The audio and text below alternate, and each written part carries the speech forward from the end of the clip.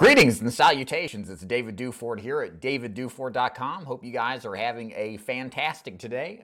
It's fantastic today. Oh boy, this is how the stream started. No, it's going to be good. So the reason we're doing this stream today is actually got a question from an agent of mine who wanted some help with planning out how he approaches his final expense business from an organizational standpoint. So I thought this was a pretty good question, so I put together some kind of overall tips, I guess you could say, so that you can go out there and successfully run an efficient final expense business, which to me is defined as spending more time with first-time prospects. So let me cover things that I think would be relevant to this discussion to figure out what would be best in order to stay efficient and be organized. So first thing everybody needs to understand is simple is best, okay? Try not to be overcomplicated with any of these particular recommendations. Just remember to keep your eye on the prize, and that is running even more presentations than you are right now. And look in this, I got several different ideas here. Look to see what's the biggest issue for you. I believe in the Pareto principle. That's how I kind of take on, consult with agents to fix the big things, usually fix most of everything and make a big difference. So it's not they have to do everything, just figure out which one or two of these that would make the big difference. So for applications, so we're kind of in a new era now as we've got electronic applications, we've got telephonic applications. I think it's more important to carry than ever paper applications, and here's why. Since we're so dependent on technology, we need to make sure that we carry backups to make sure, just in case something happens, that we've got a plan B.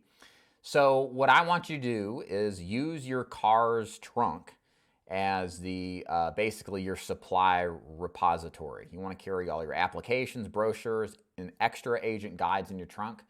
Carry a backup tablet if you do electronic applications. Again, technology fails when it's least needed to, when you need it the most. So tablets aren't that expensive. If you get something like a Samsung Galaxy, they're around the $100 mark, give or take. That would be a nice backup just in case you needed it or something. Also, maybe things like cell phone chargers, or there's USB chargers so that you can charge up your laptop if it or device if it starts to go down. Make sure you carry that too, because you don't want to be in the position where you got the best client of your life and you got to go back, because you may not ever get back in because your device is out of juice. When you go into the home, what I like to use, I don't have it around right now, I think it's out in the truck, but I've got what I would call an accordion file. So you can find these at Staples, Office Max, probably on Amazon somewhere. There's no particular brand that's better than another. I just get what looks good. When you pop the baby open, there's like 13 different files and it expands open. This is perfect for the independent agent that has to carry multiple carriers. And with each of those files, or within each of those files, I carry, for example, applications, agent guides, replacement forms, prescription drug guides, everything I would need to underwrite my prospect. Carry that into the house. Now, if you run out of supplies, just refill from your repository. And do also add it on with the keeping paper apps and supplies on hand. Make sure you set a time in your schedule to call up each company to have more supplies sent as your supplies start to dwindle. Also, I like to laminate my license, because I pass that around, or I recommend agents to do that. When you pass it around, if you laminate your license, it's going to get a lot more use out of it, because handing paper back and forth eventually gets flimsy. It's got everybody's like hand grease on it. It gets kind of gross. So if you laminate it, it makes it a little better. You can clean it, if you're into that kind of thing. Now, what happens when you're out in the field? What do you do with a prospect when you're in the field? Or what do you do when you're in the field prospecting? Hey, Miguel. Hey, Sam, what's going on? Thanks for joining. Yeah, Thanksgiving to you too, Miguel. So when I'm in the field, you have got to understand your sole existence is to see the people. Nothing else matters more from sunrise to sunset than seeing your prospects. What does that mean? From 8 a.m. even, or earlier if it was all possible. From 8 a.m. to 9 a.m., your first appointment of the day, till your last appointment at 6, 7, 8 o'clock at night. Every time, or all the time in between there, is solely devoted to writing more policies, to prospecting for more business, to working your leads. Everything else is secondary, tertiary, and it's a waste of your time to do during those important pivotal hours. So what does this mean? You don't want to spend your time doing application overviews. You don't want to, unless you're in front of the client, that's a different thing. You don't want to be faxing your applications in during these times. You don't want to be doing anything that is busy work that doesn't directly and immediately contribute towards you actually writing business. So ask yourself, are you actually selling in the field when you're supposed to? A lot of us get distracted. A lot of us do other things besides what we know we need to do. So hold yourself accountable. Make sure you're actually doing what you should be doing. And when you're in front of prospects, if you're a door knocker or if you set appointments, what I like to do is I've got a GPS, I think it's a Nuvi. I've always had this particular brand, and all I'd have to do is type in the addresses to all of my leads ahead of time, maybe take 5-10 minutes before I get out the door. And then now, geographically, I've got all of my leads listed in the GPS. And then when I get done at a sales presentation, I just pull up my GPS, figure out which address is closest, and then I'll thumb through my lead cards, which I print out, and then find the corresponding one and then go see that person. One thing I suspect a lot of agents do is they waste time trying to figure out where the A leads are or the B leads or the C leads. They try to think that by looking at a lead card, assuming these are all fresh leads, that one particular lead's better than another. You just don't know.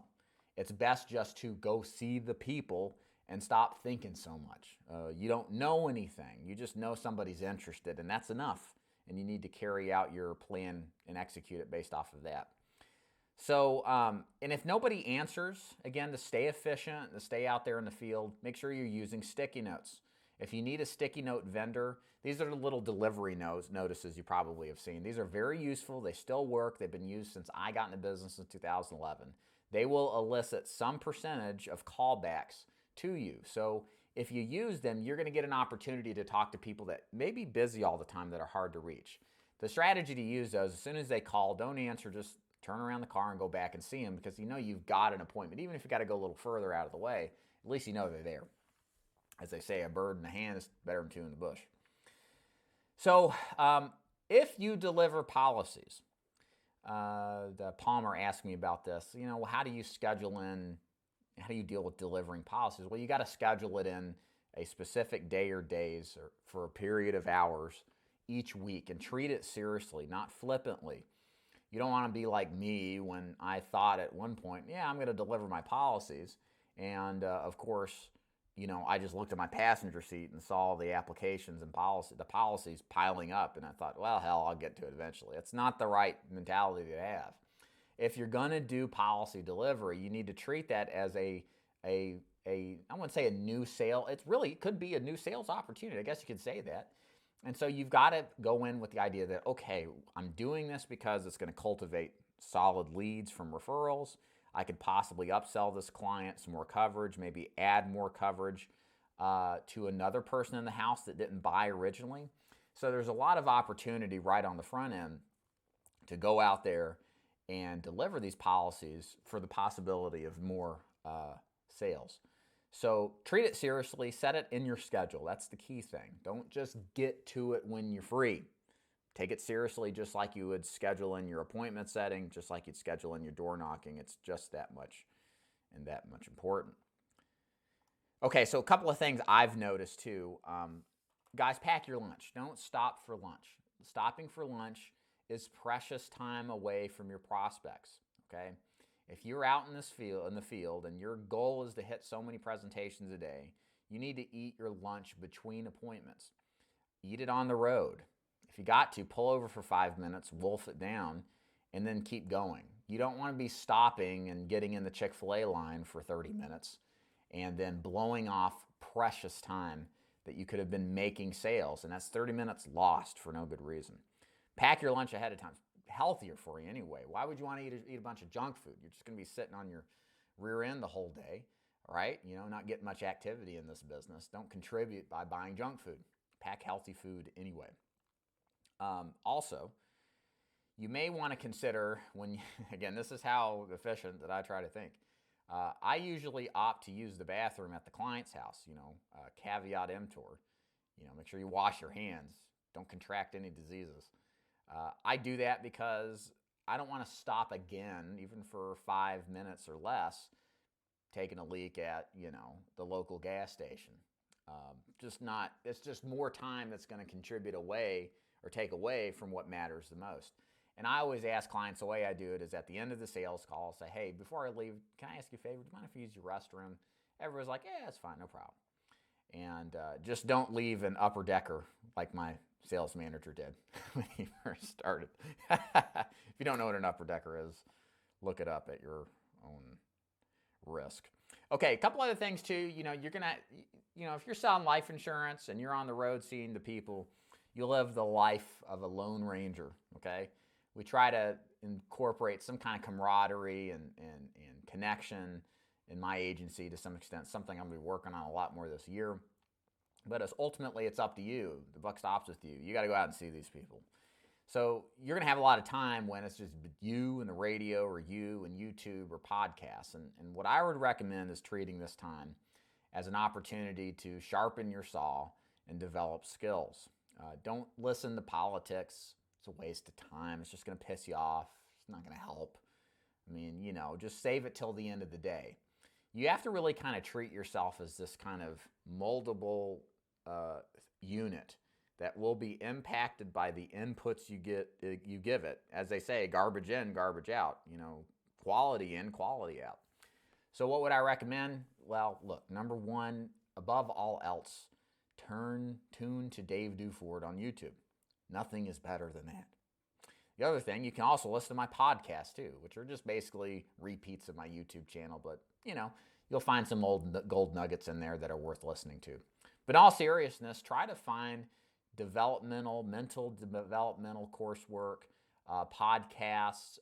YouTube's great. Put in Zig Ziglar, put in Ben Feldman, put in Brian Tracy, put in Tony Robbins. Don't care. Do all of it, a little bit of it.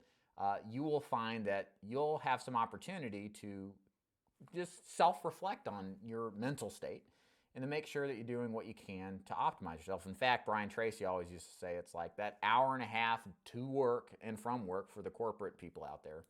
It was like a mobile university. You just put in your cassette tapes at the time, that's what we had, and listen to whatever training that you could. So the point is with that time, the windshield time, the dead time that we all experience, we can turn it into a live time. We can turn it into a growth orientation. So you got to think of it and be proactive. Okay. Oh, and the one thing I'll add there too, when it comes to the podcast and YouTube, add in some comedy, okay? Like this business is, did